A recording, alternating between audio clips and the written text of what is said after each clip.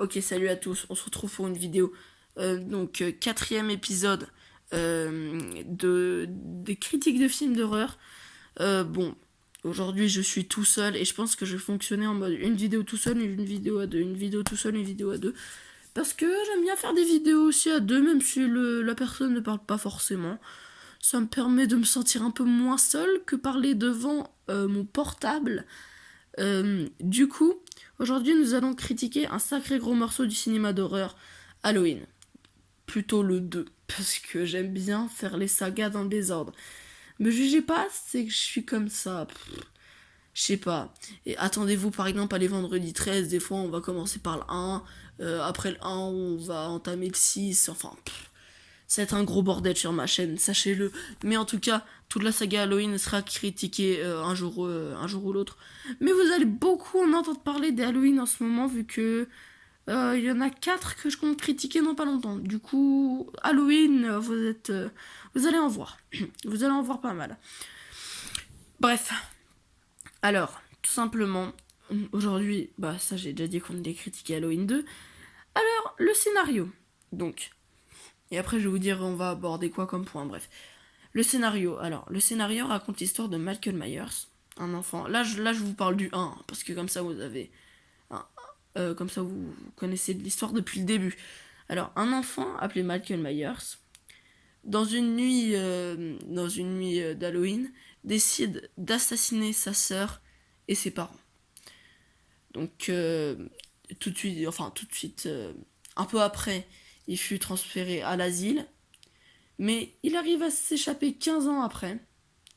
On ne sait pas comment ça, il n'y a aucune image, mais il arrive à s'échapper 15 ans après de l'asile et fait un gros massacre le jour d'Halloween. Défonce tout le monde, quoi. Et son objectif, c'est de trouver sa sœur et de la tuer. Alors, le scénario, je trouve très original. Pour l'époque, il est vraiment très original. C'est l'un des premiers slashers avec Black Christmas, je crois. Ouais, ça doit être ça. Et l'histoire est vraiment très originale. L'histoire d'un enfant fou qui s'échappe de l'asile. Et genre vraiment... Il y a vraiment de l'intrigue sur le personnage de Michael Myers. On va commencer par les points positifs, comme je fais à chaque fois, puis les points négatifs, puis les personnages, puis les morts, est-ce qu'ils sont originales, puis est-ce que la mort de Michael Myers est originale. Du coup, on va tout de suite commencer par les points positifs. Alors, points positifs, c'est... Bon, déjà, il y a le scénario, mais ça vous le savez maintenant, vu que j'ai dit qu'il était original. Euh, ce que j'ai beaucoup aimé dans ce film, c'est qu'il y a du suspense à fond. Le suspense, c'est partout, t'en prends plein dans la gueule. Parce que le suspense, c'est souvent renforcé par le jeu d'acteur des personnages, que je trouve juste incroyable. Par-ci par-là, il y a plein de scènes où vraiment ils sont à fond. Par contre, petit défaut, il y a plein de scènes où des fois ils sont pas à fond. Faut savoir, par exemple, je sais que dans les dernières minutes du film, quand Michael Myers il est sur le point de mourir, le jeu d'acteur est vraiment très mal fait. Genre, oh non, Michael Myers nous poursuit. Ah, ça fait très peur. Mais ça, j'en veux pas vraiment au film parce que tout le reste est vraiment très bien réalisé. Les personnages sont à fond dans leur rôle. J'ai vraiment trouvé ça hyper intéressant et pour un film d'horreur. Bon, en même temps, c'est pour ça qu'il est hyper culte, hyper connu. C'est vraiment parce que je l'ai vraiment bien aimé. Bref, maintenant, on va aussi parler des effets spéciaux. Les effets spéciaux pour l'époque sont juste incroyables.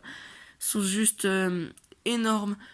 Comment ils... Je me pose même la question, comment ils ont fait pour faire des effets spéciaux aussi bien faits pour l'époque. Parce que si tu regardes ça aujourd'hui, c'est un petit peu mal vieilli, mais encore ça passe. Le film est sorti quand même en 1978. Ça aurait pu largement être pire, mais largement être pire. Bon, après, on va pas dire que tout est parfait dans ce film, hein, parce que c'est loin d'être le cas quand même, hein, ça loin quand même d'être un 10 sur 10, mais bref. Ensuite, le personnage fait vraiment peur, donc ça, vous devrez le regarder. Mais pourquoi il fait si peur que ça, Michael Myers? Déjà, parce qu'il est tellement calme. Et déjà, j'aurais plus peur Si jamais il y a un psychopathe un peu comme celui d'Happy Birthday qui te court après, je comprends, que ça peut faire peur, mais ça fait pas si peur que ça. Moi, c'est vraiment le truc qui me ferait le plus peur.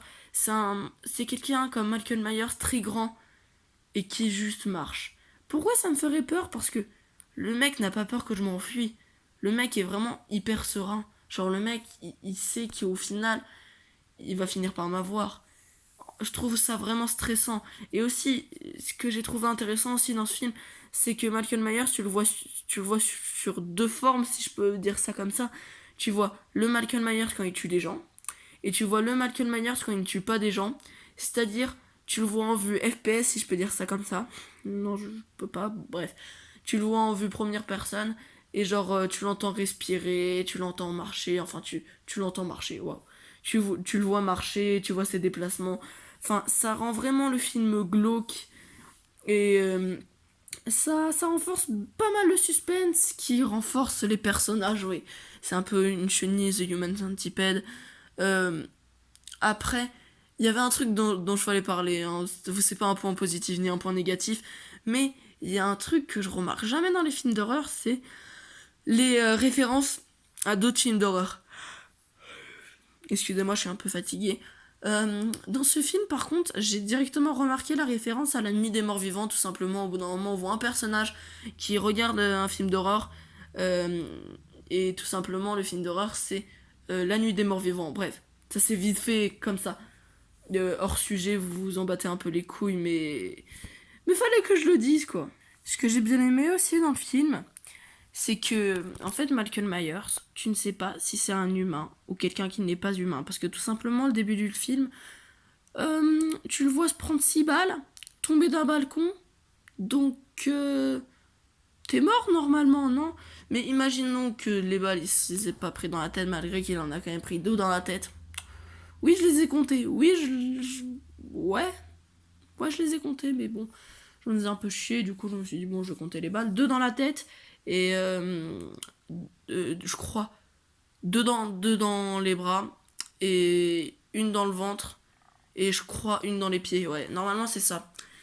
Et du coup, ça je trouve intéressant, comme ça, chacun peut se faire sa petite opinion, soit c'est un mort-vivant, euh, oh, pas un mort-vivant, mais soit c'est quelqu'un qui n'est pas humain, soit c'est quelqu'un qui est humain. Moi, personnellement, ma théorie, c'est qu'il n'est pas humain, parce que quand même, pour résister à 6 balles, puis tomber d'un balcon, puis ce qui va arriver plus tard dans le film, bon, ça, je vais en reparler plus tard, il a pas l'air très humain, quand même. Ce que je trouve intéressant aussi, c'est que Michael Myers, comparé à Jason, ce n'est pas forcément je vois quelqu'un, faut que je le tue. Non, Michael Myers, ce que je trouve intéressant dans ce film, c'est qu'il a une seule cible fixe. Bon, bien sûr, il tue d'autres personnes, mais c'est ceux qui se mettent entre leurs chemins. Du coup, c'est un peu normal. Tant qu'il y a du kill à faire, vaut mieux y aller. Mais ce que je trouve incroyable, enfin, ce que je trouve vraiment bien dans ce film, je sais pas pourquoi, hein, mais j'adore, c'est qu'il a une cible fixe. Du coup, ça, je trouve ça très intéressant. Et le shérif qui vient lui casser les couilles, quoi. Du coup, ça, je trouve ça intéressant. Maintenant, passons au point négatif. Il y en a pas beaucoup, sachez-le, mais il y en a quand même. Je voulais souligner un point négatif qui m'a. Je sais pas pourquoi c'était flagrant pour moi. C'est que tout simplement, c'est long. En fait, le début du film, vraiment, tu te fais pas chier, vu qu'il se passe des choses. Il se passe des choses, c'est intéressant. Michael Myers et tout. Tu sais pas vraiment où est la fille, tu sais pas comment elle va finir. Enfin, j'adore. J'adore ça. Mais au milieu du film, à partir du milieu du film, tu te fais chier. Et pourquoi tu te fais chier? Bon, ça, je vais en revenir sur le point négatif qui vient juste après. On se fait quand même vachement fier. Eh, faut que j'arrête de faire des vidéos, moi, hein, parce que j'arrive plus à parler. On se fait vachement chier vers le milieu du film, malgré qu'à la fin, tu te fais plus chier, vu que c'est un peu la traque finale, c'est là où on essaye de poursuivre Michael Myers, on essaye de le tuer. Du coup, Ça, c'est intéressant. Mais le milieu du film, putain, mais qu'est-ce que c'est chiant au bout d'un moment. C'est un peu trop répétitif, ouais. Vu que ça se passe dans une hôpital. Oh, j'en ai marre de moi. Dans un hôpital. Et du coup, vu que dans un hôpital, tu peux pas faire grand-chose, du coup, Michael Myers tourne autour de l'hôpital. Oh, il y a quelqu'un qui se met en travers de mon chemin. Paf, je le tue. Je sais pas, c'est... Normalement, c'est un peu chiant. Un tout petit peu répétitif, un tout petit peu. Bref, alors pourquoi c'est chiant? Deuxième point négatif, parce que on ne voit pas assez Michael Myers. Je suis désolée, peut-être qu'il y en a sûrement qui seront pas d'accord, mais pour moi, bon, en même temps c'est les vieux slashers, c'était peut-être comme ça à l'époque, j'ai pas vu Black Christmas, du coup je devrais peut-être le regarder pour voir, ou La Dernière Maison sur la gauche, faudrait que je regarde pour voir si c'était vraiment comme ça à l'époque, mais j'ai l'impression qu'à l'époque, dans les slashers, tu voyais pas beaucoup euh, le méchant, quoi. Par exemple, Michael Myers, enfin, tu le vois beaucoup en train de marcher, mais il y a un moment où peut-être qu'on s'en bat un peu les couilles de le voir marcher. On veut le voir tuer des gens, je veux dire. Les gens, ils regardent un slasher, c'est surtout pour voir du sang. Enfin, honnêtement, moi, quand je regarde un slasher, c'est juste pour voir des morts originales, comme pour Jason X. Bon, malgré Jason X, c'est pas vraiment une mort originale. Mais bon, ça, allez voir ma critique de Jason X, comme ça me fait un peu de vue en plus. Bref. D'ailleurs, merci pour 10 abonnés. Hein. Ça fait vraiment pas beaucoup dit comme ça, mais c'est déjà bien en même pas un mois. Je suis assez content et sans vue sur ma première vidéo, ouais. Merci, bref. Je voulais juste vous dire ça. Du coup, ouais, on voit pas assez Michael Myers durant le film. On s'en bat les couilles un peu de le voir marcher. Je veux dire, pourquoi on le monte pas autant? Genre, faut vraiment le montrer, le montrer, le montrer. Moi, honnêtement, j'ai envie de voir Michael Myers. Parce que si je regarde Halloween, c'est pour voir Michael Myers. Et quand tu le vois pas, bah t'attends très longtemps, t'essaies de t'attarder sur des points qui sont pas vraiment ouf, comme par exemple la référence à la nuit des morts vivants, je l'aurais jamais trouvé si jamais je me faisais pas chier. Donc c'est juste que je me faisais chier, du coup je regardais les petits détails et paf, j'avais vu la nuit des morts vivants. Du coup voilà, c'est ça. Après, non, ça l'autre point négatif, on va y revenir en parlant des morts. Bref, maintenant passons aux personnages. Est-ce qu'ils sont bien développés? Parce que dans tous les films que j'ai critiqués, les personnages sont pas vraiment développés. La Bine des morts vivants, pas développé du tout. Jason X, pas développé du tout. Happy Birthday, un petit peu développé, mais pas trop quand même. Je vous invite à regarder ma vidéo d'Happy Birthday, malgré qu'elle soit loin d'être parfaite. D'ailleurs, je me suis dit, est-ce que je vais la recommencer? Mais je me suis dit, ouais, non, vaut mieux pas. Mais bon, bref. Donc, donc voilà. Alors, est-ce que les personnages sont enfin bien développés? La réponse est oui. Et oui, même. Pas tous les personnages, mais ça serait un peu chiant si chaque personnage que tu vois du film, même ceux que tu vois 2 secondes, serait développé. Il y a un moment, ça serait peut-être chiant et le film durait 10 heures. Du coup, ce serait un peu chiant. Tandis que là, ils ont vraiment, et c'est ça que je veux dans les films d'horreur, ils ont vraiment genre développé les personnages principaux.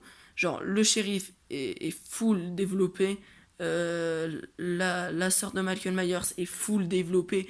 Bref, je vous invite à regarder pour voir à quel point ces personnages sont vraiment développés.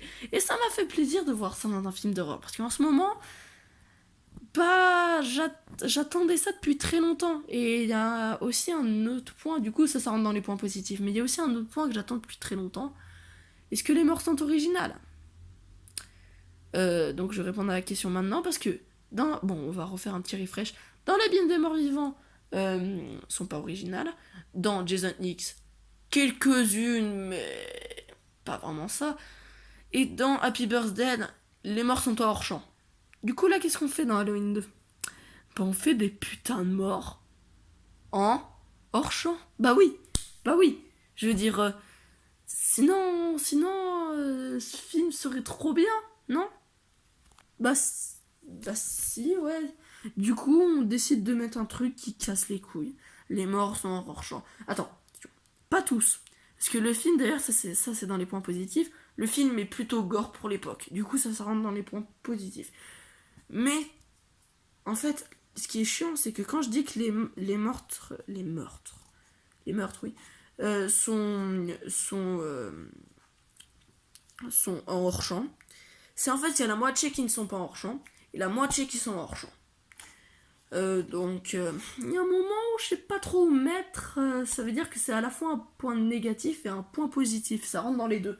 Du coup, prenez ça comme un point positif et prenez ça comme un point négatif. Prenez pour les deux, quoi. Bref, est-ce que les morts sont originales? Alors, tout simplement, oui et non. Voilà, il fallait quand même dire le petit et non, parce que ce n'est pas très original. Bref, il y en a quand même qui sont pas mal, j'avoue, mais c'est un peu comme Jason X, il y en a qui sont bien, il y en a qui sont pas bien. Mais la plupart du temps, ils sont bien. Et vraiment, la plupart du temps, ils sont originaux. Et pour moi, quand je dis meurtre original, tout simplement, c'est très facile pour moi de faire des meurtres originaux. C'est juste ne pas utiliser de couteau, parce que ça c'est pas original, et ne pas les tuer par étranglement. Voilà, donc c'est vraiment les deux. À part ça, à part ça, tout est original. Et là, c'est original et à la fois pas trop. Mais ça reste très original quand même. La majorité des meurtres, genre par exemple 80% des meurtres sont originales. Alors je trouve ça quand même vraiment pas mal. Du coup, ça part dans les points positifs et ça part pas dans les points négatifs. Du coup, on va attaquer le tout dernier point du film qui est la mort de Michael Myers. Pendant les dernières minutes du film, je vais vous raconter ce qui se passe à la fin et après je vais dire mon avis là-dessus. Alors, Michael Myers rentre dans l'hôpital. Enfin, il était déjà. Il trouve sa sœur. Il décide de la pourchasser. La sœur arrive à rentrer vu que le shérif lui ouvre la porte. Sauf que, Michael Myers s'approche du shérif. Le shérif tire sur Michael Myers, mais on sait très bien que Michael Myers n'est pas humain. Du coup, il lui tire au moins, 7 balles, là j'ai pas compté, mais bon, à peu près 7 balles, dont 6 dans la tête, je pense à peu près. Michael Myers ne meurt pas. Donc il y a un moment où il faut un peu arrêter de se foutre de la gueule du monde. Du coup, Michael Myers s'en bat les couilles. Hein. Tiens, un petit coup de poignard, j'espère que ça te fait du bien. Le shérif tombe au sol, mais est-ce qu'il est mort? On va voir ça après. Et du coup, il s'approche de sa sœur, comme ça. Mais sa sœur prend le pistolet et lui tire une balle, non 2 balles, une dans l'œil droit et une dans l'œil gauche. Du coup, Michael Myers est aveuglé. Du coup, il s'amuse à donner des coups de... Enfin, il s'amuse. Il donne des coups de couteau dans le vent. Donc, dans le vide, comme ça, en espérant trancher quelqu'un. Sauf que le problème, c'est que le shérif n'est pas mort. Du coup, qu'est-ce que fait que fait le shérif? Il décide d'ouvrir des espèces de bonbonnes de gaz, oui, c'est ça, pour que ça fasse du bruit et pour que Michael Myers se dise là-bas, il y a du bruit, alors c'est forcément ici que ma sœur est. Sauf, du coup, Michael Myers s'approche de là où il y a du bruit, et la sœur se lève, et elle active une autre bonbonne de gaz derrière Michael Myers. Du coup, Michael Myers s'approche de la bonbonne de gaz, et paf, le shérif ouvre une autre bonbonne de gaz pour que Michael Myers entende du bruit. Bref, Michael Myers, je sais plus trop où il en est. La fille décide de partir, ce qui est un peu normal, et le shérif décide de se suicider avec Michael Myers. Il prend son briquet, tac, il l'allume, et tac, grosse explosion. Michael Myers est mort. Sauf que, il y a un truc qui m'a surpris, c'est que, après l'explosion, qui c'est qu'on voit en train de marcher? Michael Myers. Là, si vous croyez que c'est tout le temps un mortel, je veux dire, pour moi, c'est sûr que c'est un mort-vivant. Après toutes les balles, il résiste à une putain d'explosion de malade. Tout l'hôpital a explosé, et tu vois Michael Myers en train de marcher. Bon, il tombe au sol quelques secondes après, il faut quand même pas abuser. Genre, le mec est pas décapité, il continue à marcher au calme. Bon, après, il finit brûlé quand même, mais voilà. Bref, alors, qu'est-ce que j'en ai pensé de ça? Incroyable. Incroyable, la fin est incroyable, tu ne lâches pas. Tes yeux sont bloqués sur l'écran. Tu peux pas détourner le regard rien qu'une seconde. T'es à fond dedans. Tu te dis, est-ce que Michael Myers va tuer, va réussir à les tuer?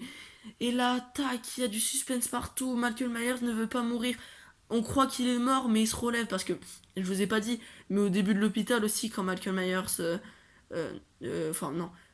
Au début, Michael Myers prend une balle, il s'effondre au sol, mais il finit par se relever, bien sûr, hein. Du coup, à chaque fois que Michael Myers est au sol, tu te dis, est-ce qu'il est mort? Et au final, non, il n'est jamais mort. Et c'est peut-être pour ça, et si je dis qu'il n'est jamais mort, c'est peut-être pour ça qu'il y a eu Halloween 3, Halloween 4, Halloween 5, Halloween 6, Halloween 7, Halloween 8, Halloween 9, Halloween 10, et Halloween 11. Du coup, c'est peut-être pour ça qu'il n'est pas mort aussi, et que ce n'est pas un mortel. Bref, j'espère que cette vidéo vous aura plu. Prochaine vidéo sera une critique sur Des serpents dans l'avion. Sur ce, portez-vous bien et à la prochaine.